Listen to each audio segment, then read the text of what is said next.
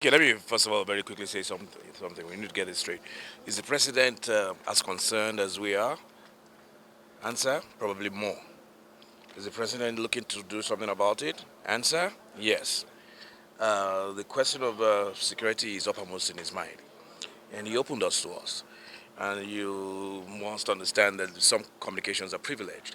But I suffice to say that the president is concerned, and he intends to do something about our challenges. Now, opinions are divided. The generality of opinion is that the service chief should go. Okay, that was evident in our debate, both in the House and in the Senate. Um, but sometimes you don't want a knee-jerk reaction. Sometimes many of us identify that something drastic needs to be done. We do identify, agree with that. But there's also the school of thought that says, okay, well, all over the world. I mean, we're talking about banditry, we're talking about kidnapping, we're talking about murder. Now, some people have argued that what does the armed forces got to do with that? Anywhere in the world. What does the Navy got to do with that? Anywhere in the world. What does the Air Force got to do with kidnapping? Anywhere in the world. So the question then arises that if you change the service chiefs, does that address the issue of kidnapping and banditry? Because those are outfits that are set up for external aggression, for times of war. But it's the police that is set up for internal security, such as what we are all witnessing. So that's talking about service chiefs. The Inspector General of Police, has he met up to his responsibilities? The question is, if we now limit it to the Inspector General of Police, many will argue with it that he has done a very good job. And many will argue with you that he is Armstrong, straight jacketed. There's very little he can do in the face of no equipment, no funding, and no. We made it. We made it. We did explain to Mr. President that we have to increase funding. We have to recruit more, and we're talking. Mr. President has gone even right here now. We have gone up to set up a committee that will periodically review the issue of security and other things that may come up. That will meet, periodically, maybe once a month, once every 6 weeks. That will involve the two arms of government and the party. So I think major progress was made in this discussion, in this meeting, which is a meeting that lasted over an hour. And I believe Nigerians will begin to see traction and begin to see changes.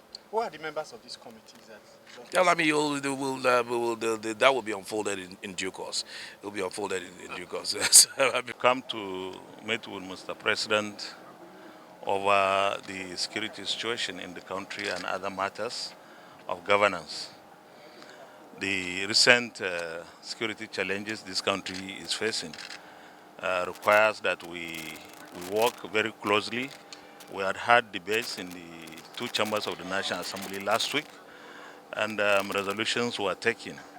But we have come to discuss with Mr. President the way forward, what we feel about some of these security challenges, and also to ask him what he thinks we should do.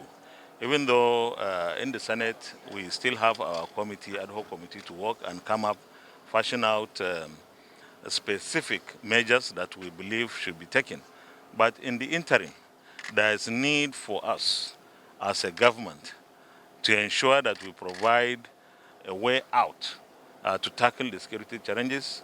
And then in the intermediate and in the long term, we should be able to also come up with some strategies, the roadmap to ensure that we secure the lives and property of Nigerians. Your Excellency. We discuss everything that matters as far as the security of this country is concerned. We believe that it is imperative that we're able to provide those necessary equipment and welfare for the armed forces of this country and the police to ensure that they're able to operate and perform efficiently and effectively. So what was it? Yeah, the president was forthcoming. Of course, as the leader of this country, is more worried than anybody else about the situation.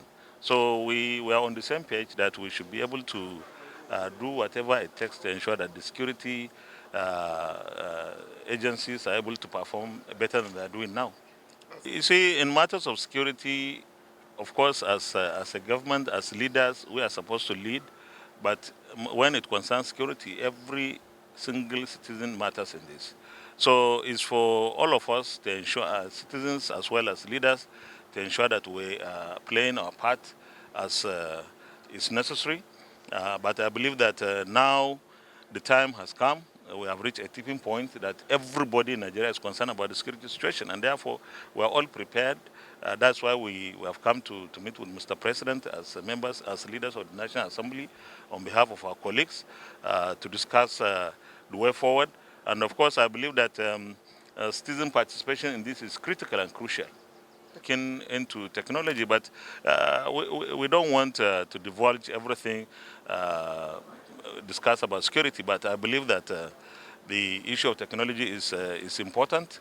You need drones these days. You need to minimize the casualties of your armed forces, and therefore you apply technology and you become more efficient. So, but it is also critical that because we are dealing with human beings, you are asking the military, you are asking the police to go out and fight insurgents, to fight kidnappers and bandits. You also need to do something for their welfare. How do they live? Where do they live? What is the condition of their schools for their children, and so on and so forth. So these are issues that are very important and could have very impactful outcomes when we're able to do the right things, and we'll do that.